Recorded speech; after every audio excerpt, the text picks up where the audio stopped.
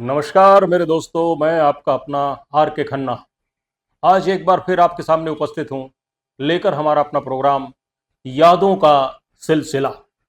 यादों का सिलसिला चलता रहा है, चलता रहेगा।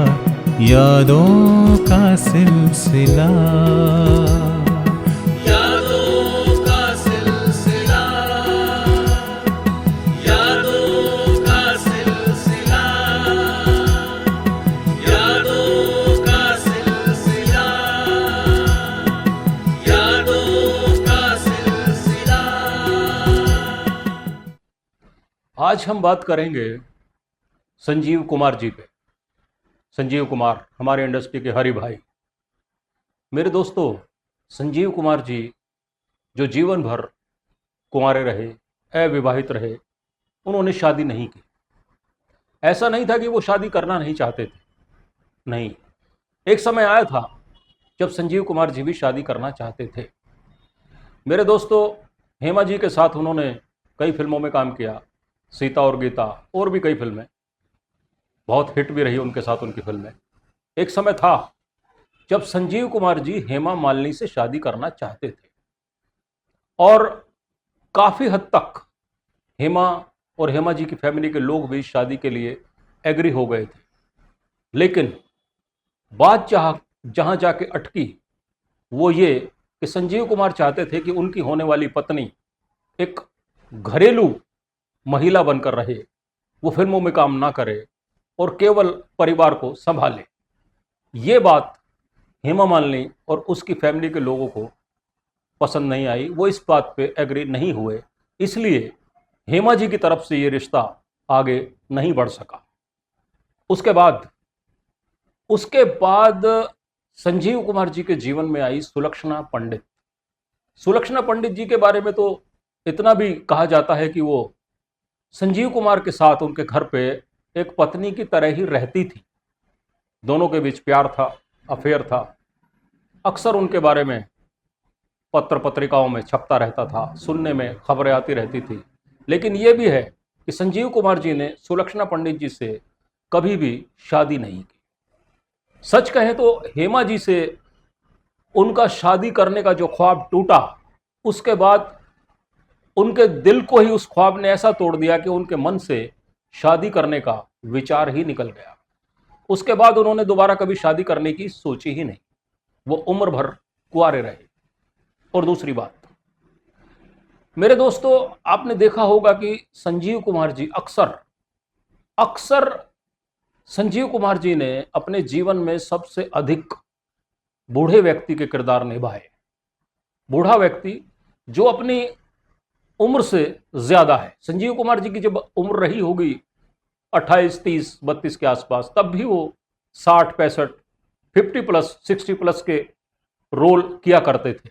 अक्सर आप उनकी पूरी फिल्मोग्राफी को देखें तो मेरे ख्याल से 40 to 50% फिल्में ऐसी हैं उनके अपने जीवन में जिनमें उनके किरदार अक्सर 50 प्लस या 60 के आसपास के एक व्यक्ति के हैं।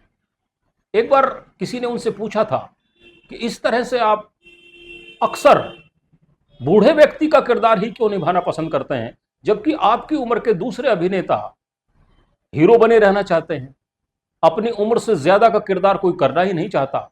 लेकिन आप हैं कि अक्सर कोई भी बूढ़े व्यक्ति का रोल आए तो उसे इनकार नहीं करते, उसे तुरंत स्वीकार कर लेते हैं।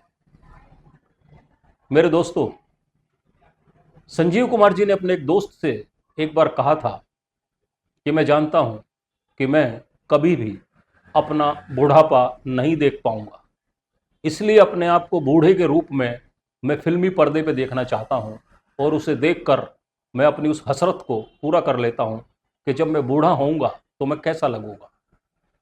क्या कारण था, ऐसा क्यों कहा?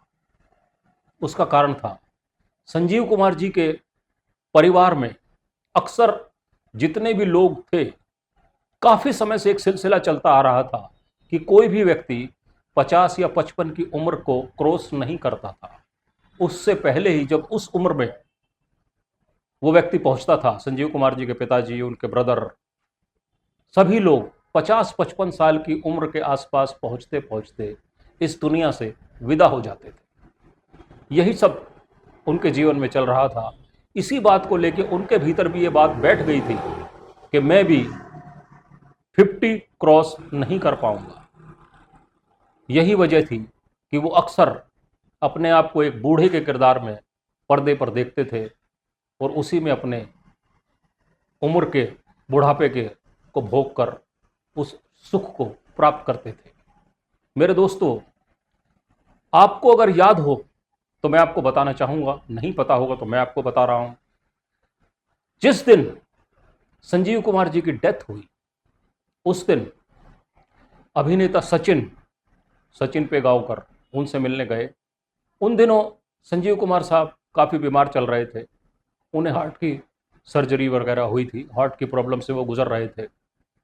सचिन उनसे जब मिलने पहुंचे तो उस समय संजीव कुमार जी बाथरूम में थे। काफ़ी देर तक सचिन उनका इंतज़ार करते रहे हॉल में बैठकर। काफ़ी देर के बाद, काफ़ी समय गुजर जाने के बाद तक भी जब संजीव कुमार बाहर नहीं आए तो लोगों को चिंता हुई कि ऐसा क्या हुआ, ये बाथरूम में नहाने गए हो तो अभी तक बाहर क्यों नहीं आ रहे। उसके बाद दरवाज़ा खटखटाया गया, अंदर से कोई आवाज़ नहीं आई। दरवाज़ा तोड़ा गया तो लोगों ने पाया, सचिन जी ने भी पाया और उस वक्त जो भी लोग घर में मौजूद थे उन्होंने पाया संजीव कुमार जी अब इस दुनिया से चल बसे थे। उसके बाद सचिन और घर के लोगों ने उनकी बॉडी को बाथरूम से बाहर निकाला और इस तरह से उस अभिनेता की जीवन यात्रा समाप्त हुई। मेरे दोस्तों, आज कुछ बातें हमने की आपसे यादों का सिलसिला में संजीव कुमार जी के बारे में। ऐसी कुछ यादों का सिलसिला अगले एपिसोड में जारी रखेंगे। तब तक के लिए दीजिए इजाज़त। नमस्कार।